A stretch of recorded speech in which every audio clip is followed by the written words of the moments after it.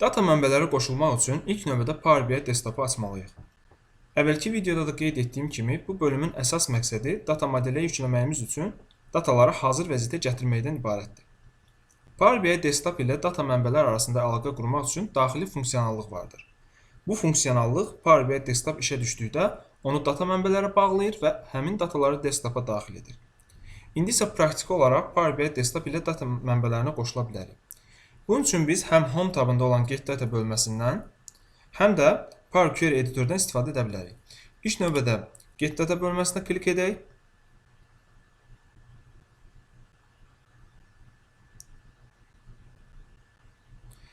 Gördüyünüz kimi, All bölməsində bütün data mənbələr qarşımıza çıxmış oldu.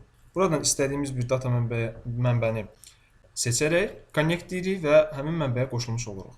Mən hal-hazırda bu pəncərəni bağlayıram. Power Query editora qoşulmaq üçün biz Transform Data bölməsindən istifadə edirik. Transform Data klik edirəm və Power Query editorun interfeysi qarşımıza çıxır. İlk proyekti yaratmaq üçün təbii ki, bir mənbəyə qoşulmalıyıq.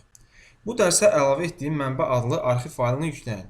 Sonra onu açdıqda qarşınıza belə bir mənzərə çıxacaq. Arxivin içində mənbə adlı qovluğa daxil oluruq və gördüyünüz kimi 3 CSV tipli sənədimiz mövcuddur. Geriyə gedək. Mənbə qovluğunun üzərində klik edirik. Alt-Y kombinasiyasından istifadə edərək mən burada desktop'u seçirəm və OK klik edirik.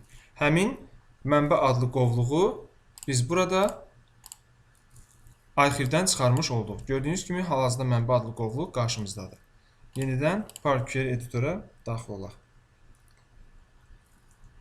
Həmin qovluqda bayaqda qeyd etdiyim kimi 3 CSV tipli faylımız var və biz hal-hazırda Power Query editor vasitəsilə həmin fayllara qoşulacaq. İlk növbədə həmin fayllara bir nəzər salaq. Qovluğu açıram. Bunu böyüdək. Population adlı sənədə daxil oluram. Həmin CSV tipli fayl Excel-də açılır və qarşımıza belə bir nəticə çıxmış olur.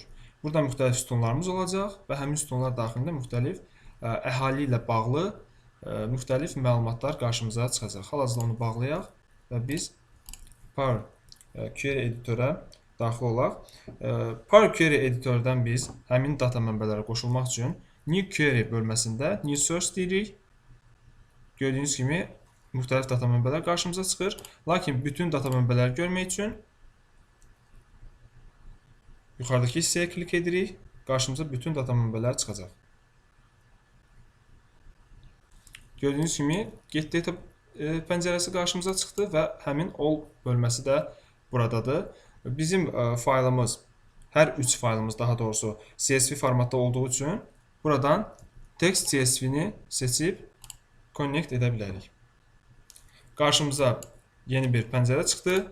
Mən buradan desktop'u seçirəm və mənbə adlı faylımızı açıram. Gördüyünüz kimi bayaqki 3 faylımız da burada mövcuddur. Birinciyə klik edirəm və Upgrade və ya sizdə Open olacaq çox güman ki, ona klik etdikdə həmin sənədimiz açılmış olacaq. Gördüyünüz kimi qarşımıza bir Navigator pəncərəsi çıxmış oldu. Yuxarıda solda həmin faylın adı görsənir. Delimiter hissəsinə nəzər salaq. Delimiter yəni ayrıcı olaraq burada avtomatik olaraq vergülü qəbul edib. Çünki həmin sənəd text CSV tipli sənədlərdə məlumatlar bir-birindən adətən vergül ilə ayrılır. Buradan həmçinin müxtəlif işarələr də seçə bilərik və ya custom özəl bir işarə də müəyyənləşdirə bilərik. O klik etdikdə həmin data mənbəyə qoşulmuş olacaq. Gördüyünüz kimi hal-hazırda queries, yəni sorğular hissəsində həmin mənbə sorğu şəklində görünmüş olur. Həmçinin mərkəzdə həmin data mənbənin datalarını da biz görə bilirik. İndi isə ikinci və üçüncü faylları da əlavə etmək üçün həmin mənbələrə qoşuluram. Text CSV deyirik. İkinci sənədi klik edirik. Qarşımıza çıxan pəncərədən OK klik edərək digər bir sənədi də əlavə etdik. Yenə New Source deyirik, Text CSV seçirik. Üçüncü sənədi də buradan əlavə edirik.